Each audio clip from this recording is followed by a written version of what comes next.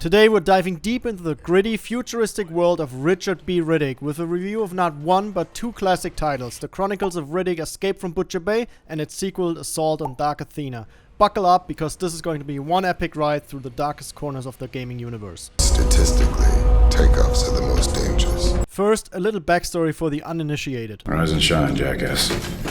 These games are based on the iconic anti-hero Riddick, portrayed by Vin Diesel in the Pitch Black and Riddick movies. If you say so. While the movies are dark and edgy, these games take things to a whole new level, giving us an intense first-person perspective into Riddick's world. Let's start with the first game in this duo, Escape from Butcher Bay. Released in 2004 for the original Xbox and PC, this game was a groundbreaking experience in more ways than one. Talking about me? Never wise. First, the graphics were mind-blowing for their time. And even today, the graphics look absolutely amazing. The detailed character models, gritty environments, and lighting effects made it feel like you were truly trapped in the darkest of prisons. The dark. My favorite. But what sets Escape from Butcher Bay apart from your typical movie-to-game adaptation is its gameplay.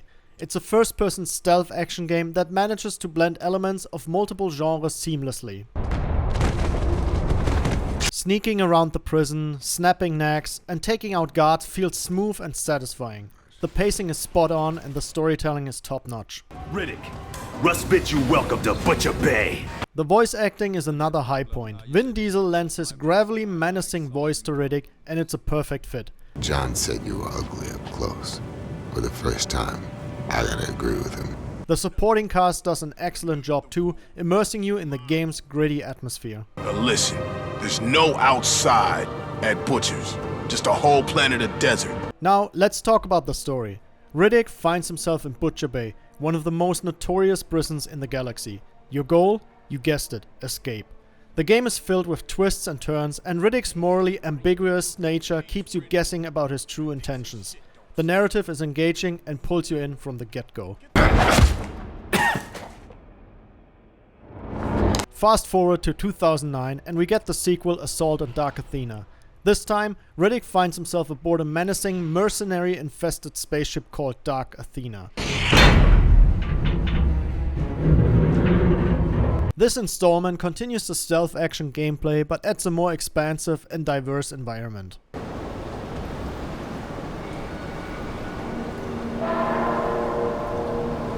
Graphically, this sequel continued to impress and still impresses to this day.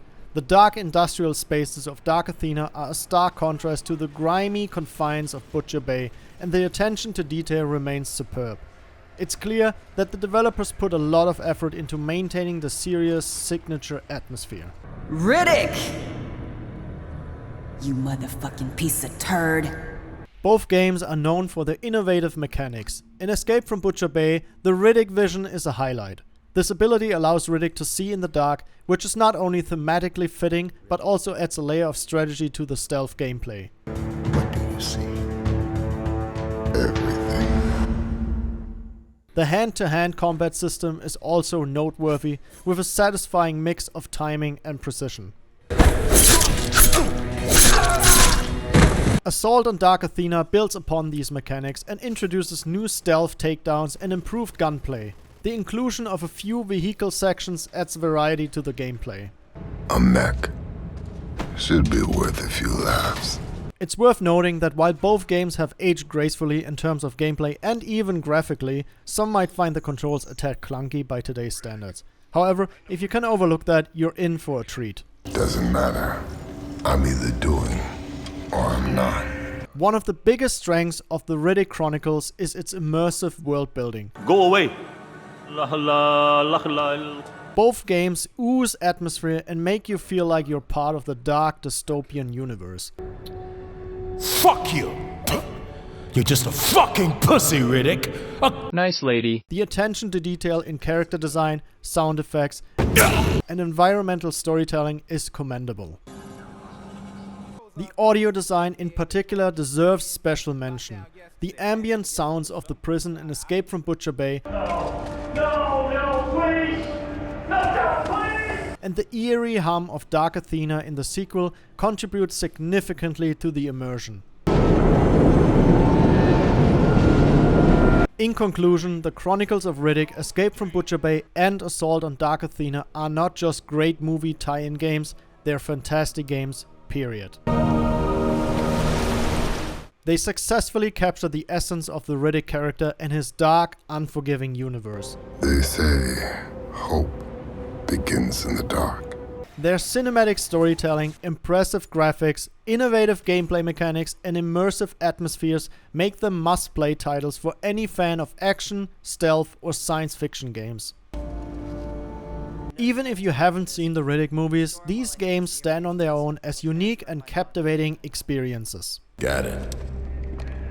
It's clear that these games have left a lasting legacy in the gaming world. They've set the bar high for movie tie-in games and continue to be celebrated by fans for their dark, unapologetic take on the anti-hero Riddick. Perfect. So, if you're looking for a dose of gritty, futuristic gaming with a side of moral uncertainty, look no further than the Chronicles of Riddick, Escape from Butcher Bay, and Assault on Dark Athena. They're a one-way ticket to the darkest corners of the gaming universe, and you won't regret the journey. That's it. Ciao, ciao. およのないものとじゃせね行きはよいよい帰りは怖い行きはよいよい帰りは怖い